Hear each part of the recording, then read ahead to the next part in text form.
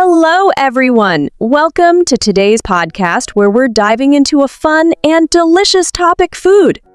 Today, Robin and Maria will share their favorite foods, some easy cooking tips, and even a few childhood memories around food. It's a relaxed and friendly chat, perfect for English learners. So, grab a snack and let's start. Part 1. Favorite dishes and flavors.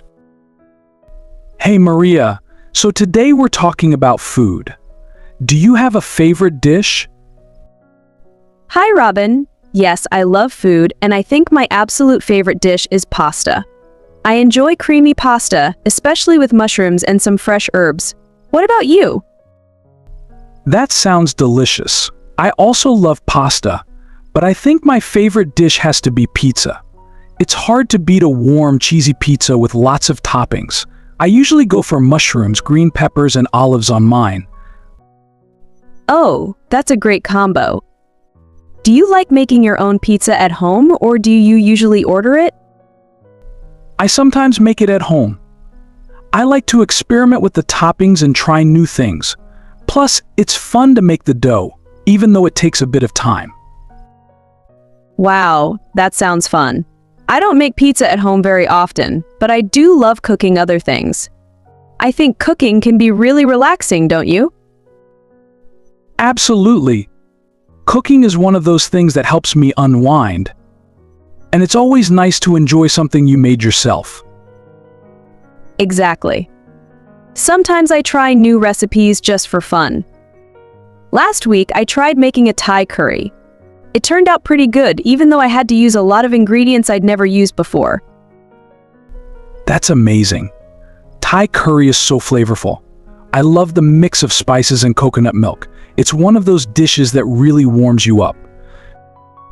Yes, and the coconut milk adds such a nice creamy texture. I think next time I'll try adding more vegetables. Do you like spicy food, Robin? I do, but not too spicy. I like a little heat, but nothing too intense. What about you? Same here. I like a mild to medium spice level, just enough to add flavor but not too much to make it hard to eat. Part 2. So Maria, do you prefer cooking at home or going out to eat? Yes, that's a tough question. I think I enjoy both for different reasons. Cooking at home is great because I can control the ingredients and try new recipes. But going out is fun when I want to try new dishes or just relax. That's true. Eating out is nice when you don't feel like cooking or when you're celebrating something special. I also like trying dishes at restaurants to get inspiration for cooking at home. That's a good idea.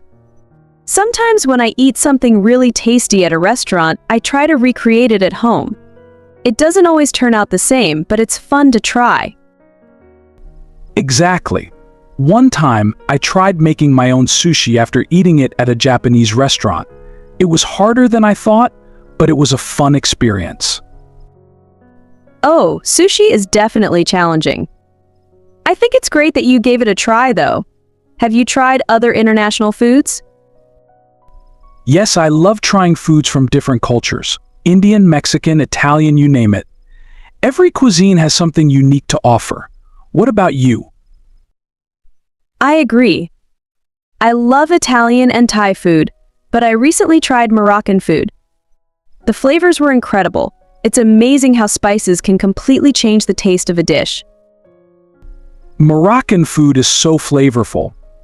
I like the mix of sweet and savory ingredients, like adding raisins or apricots to a meat dish. It's a really interesting way to cook. Yes, exactly. I think trying foods from different cultures is like a mini adventure. You get to experience new flavors and learn about other traditions. Couldn't agree more. Food brings people together, and it's such a big part of every culture. Part 3. Childhood food memories. Robin, do you have any favorite food memories from when you were a kid? Oh, definitely. My mom used to make these amazing pancakes every Sunday morning. They were fluffy and had a hint of vanilla. I would look forward to it every week. What about you? That sounds lovely. For me, it was my grandmother's cooking. She made the best dumplings. They were soft, flavorful, and she'd always make extra because she knew I loved them. Grandparents make the best food, don't they? There's something special about family recipes that makes them taste even better. Absolutely, and I think it's also because they put so much love into their cooking. Do you know any family recipes? Yes, my dad taught me his secret recipe for barbecue sauce. It's a mix of sweet, tangy, and spicy flavors, and it's a family favorite.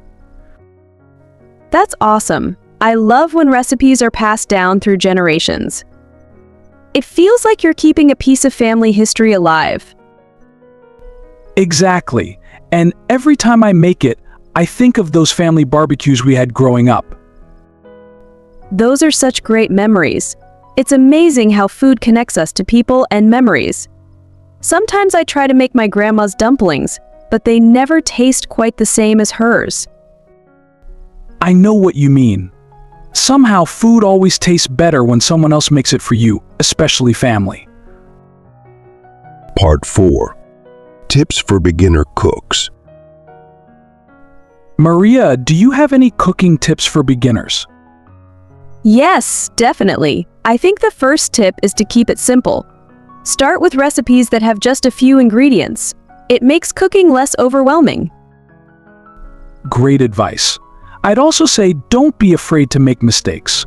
Cooking is all about experimenting, so if something doesn't turn out right, you can always try again. Exactly. I remember the first time I tried making soup, it was way too salty. But I learned to taste as I cooked to avoid that. Yes, tasting as you go is really important. And if you're nervous about using spices, start with basic ones like salt, pepper, and garlic powder. You can add more as you get comfortable. That's a good point. Also, I find it helpful to watch cooking videos online. It's easier to learn when you can see each step. Absolutely. Visuals make a big difference. And don't feel pressured to make everything from scratch. Sometimes using pre-cut veggies or a sauce can make cooking easier. Right. Convenience items can be a big help, especially if you're short on time. It doesn't have to be fancy to be delicious. Exactly. The most important thing is to have fun with it. Cooking should be enjoyable. Part 5. The joy of sharing food and trying new flavors together. Maria, don't you think some of the best food experiences happen when we're with other people? Trying new foods is so much more fun when you're not doing it alone. Oh, absolutely. Food always tastes better with company. There's something special about sharing a dish, especially if it's something new or a bit adventurous. It turns eating into an experience, not just a meal.